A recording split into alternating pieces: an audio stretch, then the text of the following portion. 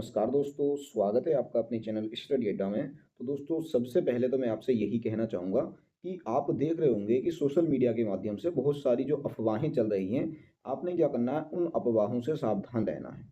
तो मेरा सबसे पहले यही कहना है कि अफ़वाहों से सावधान रहें कि बीएड वर्सेस डीएलएड का जो केस हुआ था उत्तराखंड हाई कोर्ट के अंदर, उसमें क्या फ़ैसला आया है? क्या उस फ़ैसले के अंदर जो बीएड पास टीचर हैं, उनकी नौकरी रहेगी या जाएगी? ये सारी की सारी बातें हम इस वीडियो के माध्यम से जानेंगे कि उत्तराखंड हाई कोर्ट का जो बहुत बड़ा फैसला रहा है, उसमें क्या सच में जो बीएड पास टीचर हैं, यानी कि पिछली भर्तियों के अंदर जो बीएड पास टीचर प्राथमिक शिक्षक बन गए थे, क्या जो उनकी नौकरी है, वो रहेगी या फिर चली जाएगी? क्योंकि सोशल मीडिया के माध्यम से हमें ये जानकारी मिल रही है कि जो बीएड पास वाले प्राथमिक शिक्षक हैं, अब उनकी नौकरी क्या है, वो चली जाएगी। तो वो क्या है उस खबर की सारी सच्चाई और क्या है हाई कोर्ट का वो फैसला, क्या है उसका ऑर्डर, इस सारा का सारा मैं आपको इस वीडियो के अंदर दिखाने वाला हूँ और साथ-साथ मैं ये भी बताऊँगा कि क्या पड़ेगा इसका प्राथमिक शिक्षक भर्ती पर असर, कि अभी प्रेज़ेंट टाइम में जो नई प्राथमिक शिक्षक भर्ती चल रही हैं, क्या उनके ऊपर भी इसका कोई असर पड़ेगा या नहीं पड़ेगा? तो जानेंगे इस वीडियो में अंत तक ज़रूर बने रहना। वीडियो अगर आपको अच्छी लगती है, तो वीडियो को लाइक कर देना, अपने दोस्तों को शेयर कर देना और अगर आप चैनल पर नए हैं, तो चैनल को सब्सक्राइब कर लेना।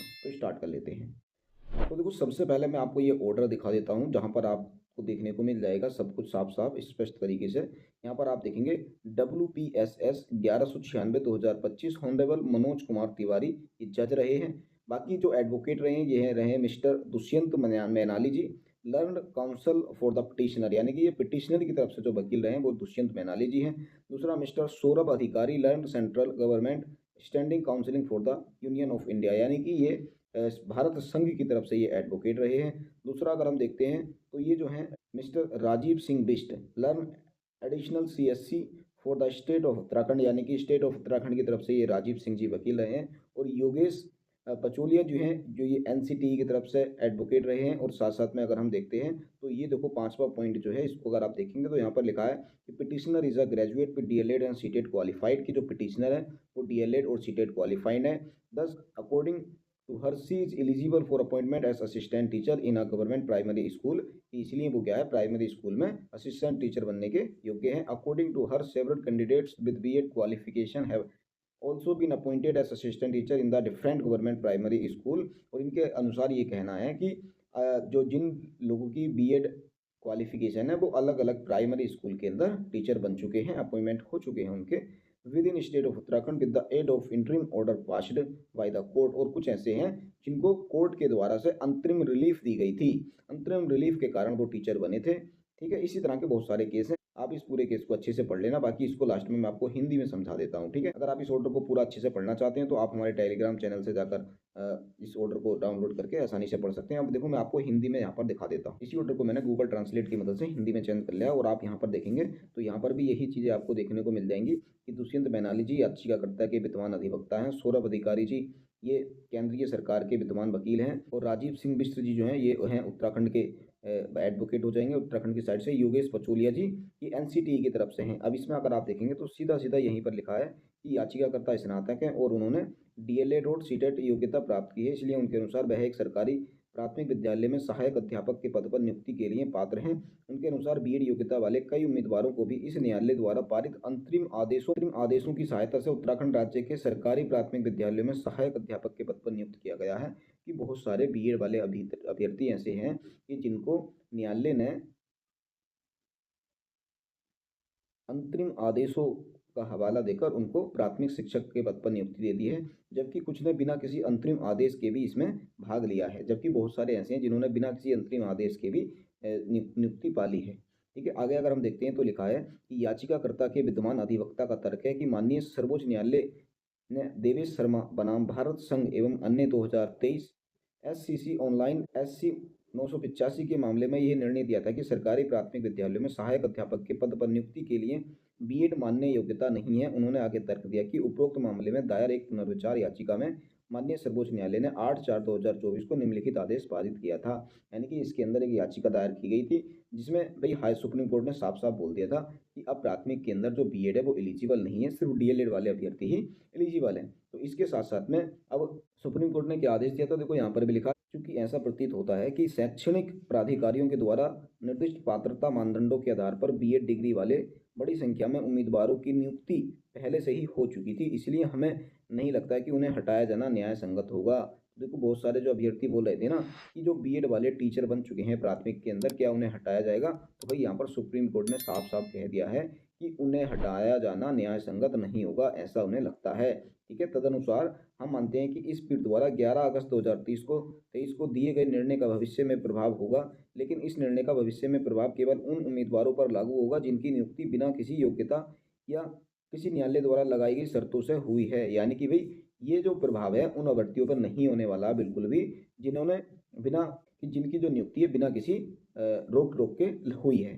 ठीक है? दूसरा अगर हम आगे देखते हैं तो यहाँ पर लिखा है कि जिनके अनुसार उनकी नियुक्ति उनके द्वारा स्वयं स्थापित मामले में अंतिम निर्णय के अधीन होगी, ऐसे उम्मीदवार बिना किसी अयोग्यता के नियमित रोजगार में थे और एक विज्ञापन के अनुसार में नियुक्त किए गए थे, जिससे बीएड को वैध योग्यता माना गया था। इस निर्णय के कारण केवल ऐसे उम्मीदवार की सेवाओं में बाधा नहीं डाली जाएगी।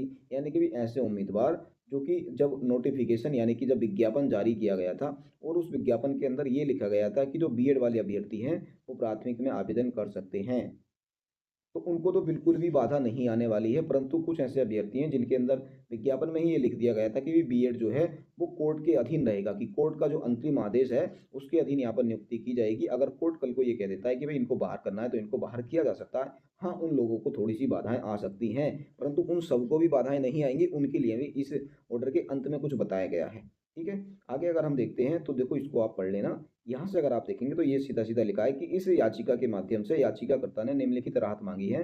क्या कौन-कौन सी राहत मांगी है? तो उत्तराखंड राज्य के सरकारी प्राथमिक विद्यालयों में ऐसे सहायक अध्यापकों की नियुक्ति को अवैध और अन्यायपूर्ण घोषित करने के लिए परमादेश की प्रकृति में एक रिट आदेश या निर्देश जारी करना, जो बीएड योग्यता धारक हैं, जिन्हें एनसीटीई द्वारा जारी अधिसूचना 28/6/2018 के आधार पर इस पद पर नियुक्त किया गया है। यानी कि जो याचिकाकर्ता हैं, वो इन्होंने सीधा ये कह दिया है कि एनसीटीई की जो अधिसूचना है 28/6/2018 वाली, इसके आधार पर जितने भी बीएड वाले अभ्यर्थियों को नियुक्त किया गया सभी को हटाया जाए। तो इनकी ये याचिका है, पर भाई याचिका पूरी की पूरी तरह से 100% स्वीकार थोड़ी होती है।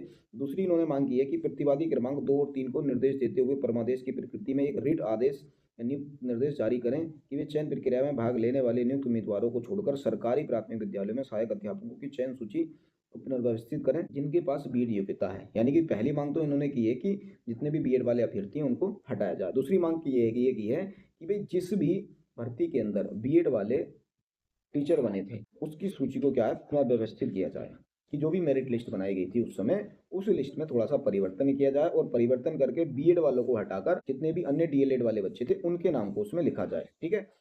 ये न्यायालय इस मुद्दे पर विचार नहीं कर सकता। यानी कि आगे अगला पॉइंट लिखा है ये। ठीक है? आगे हम देखेंगे तो लिखा है कि इस रिट याचिका में याचिकाकर्ता द्वारा उठाया गया मुद्दा ये है कि जिन व्यक्तियों को कथित रूप से गलत तरीके से नियुक्त किया गया है, भले ही वे योग्य नहीं है, उन्हें प्रतिवादी पक्ष के रूप में पक्ष नहीं बनाया गया है। नहीं, जबकि कोर्ट इसमें सीधा ये कहती है कि भाई आप जिन बीएड वाले को बाहर निकालने के लिए बोल रहे हैं, आपने तो उनको यहाँ पर प्रतिवादी बनाया ही नहीं है। जब उनको प्रतिवादी बनाया ही नहीं है, तो हम उनका पक्ष के रूप में कैसे सुन सकते हैं? फिर भी आगे लिखा है कि अगर यहाँ से देखेंगे पॉइंट नंबर 8 में, तो साफ यहाँ पर लिखा है कि मामले के तथ्यों और परिस्थितियों को ध्यान में रखते हुए याचिकाकर्ता को निदेशक प्रारंभिक शिक्षा को अभ्यावेदन प्रस्तुत करने की स्वतंत्रता देते हुए रिट याचिका का निपटारा किया जाता है। यदि वह आज से 10 दिनों के भीतर अभ्यावेदन प्रस्तुत करती हैं, तो निदेशक द्वारा इस आदेश की प्रमाणित प्रति के साथ ऐसे अभ्यावेदन की प्राप्ति की तिथि से 9 माह के भीतर उस पर निर्णय लिया जाएगा। यह स्पष्ट है कि निदेशक द्वारा लिए जाने वाले निर्णय से प्रभावित होने वाले व्यक्तियों को कोई भी आदेश पारित करने से पहले उन्हें सुनवाई का अवसर दिया जाएगा। यानी कि भाई यहाँ पर कोर्ट ने साफ-साफ यह बोल दिया है कि जितनी जो भी याचिकाकर्ता हैं, वो जो निदेशक जी हैं प्रारंभिक शिक्षा के, उनके पास अभ्यावेदन प्रस्तुत करेंगे। जैसे ही वो अभ्यावेदन प्रस्तुत करेंगे, तो आज से 10 दिनों के भीतर उनको अभ्यावेदन प्रस्तुत करना है और जो अभ्यावेदन की प्राप्ति होगी, उसके 9 माह के भीतर उस पर निर्णय लिया जाएगा। अब निदेशक जी क्या हैं, जो भी उनको अभ्यावेदन प्राप्त होगा, उसके अनुसार 9 माह के भीतर एक निर्णय लेंगे।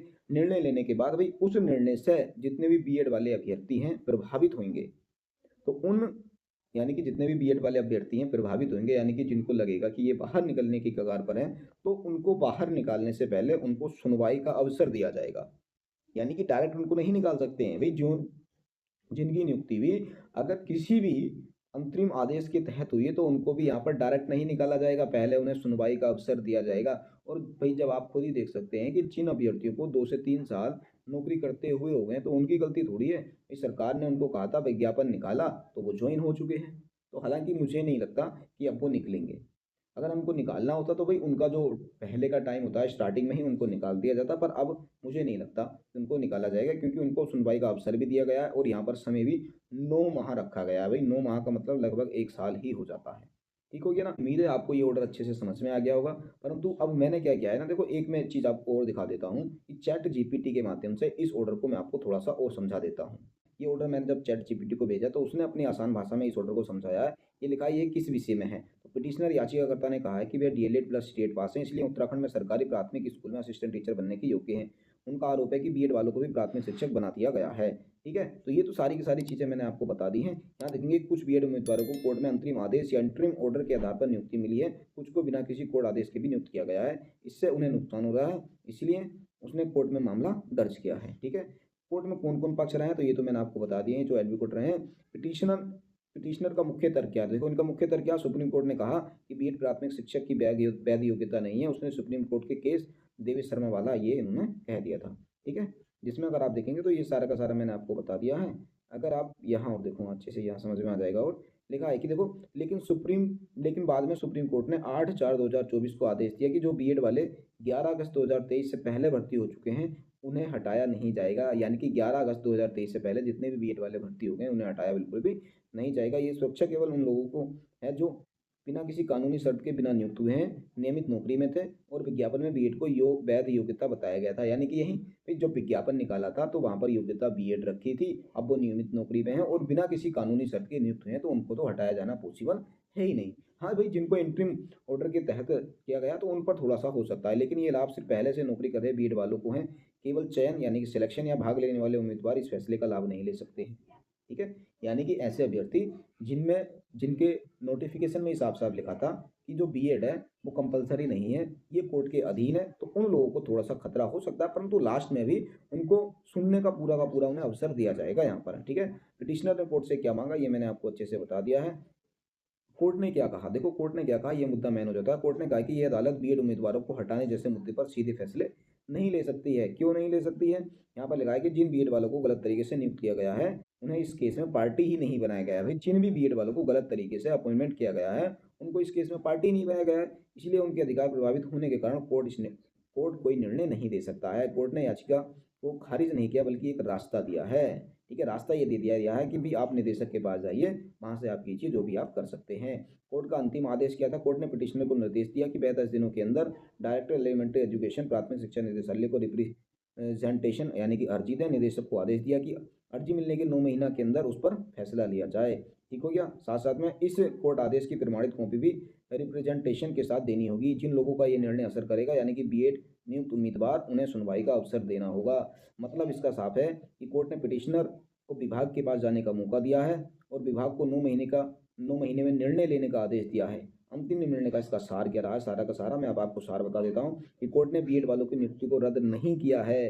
कोर्ट ने चयन सूची को संशोधित करने का आदेश भी नहीं दिया है। तो भई जो इनकी माँगें थी ना, डायरेक्टली यहाँ पर स्वीकार नहीं की गई हैं। तो वो सारे जो बोल रहे थे ना कि भई जितने भी बीएड वाले हैं हम उनको अब उन सबको हटाया जाएगा। कोर्ट ने रिप्रेजेंटेशन का रास्ता खोल दिया है कि भई अर्जी दे सकते हो आप बस। कोर्ट ने इतना बोल दिया, अर्जी दे दो आप, उसमें कोई दिक्कत नहीं है। ठीक है? इस ऑर्डर का वास्तविक प्रभाव क्या है? कोई बीएड उम्मीदवार नौकरी से तुरंत नहीं हटाया जाएगा। ये तुरंत बिल्कुल भी नहीं हटाया जाएगा। डीएलएड उम्मीदवार की शिकायत को विभाग देखेगा। ये बिल्कुल सही कह दिया। विभाग के पास 9 महीने का समय है निर्णय लेने का।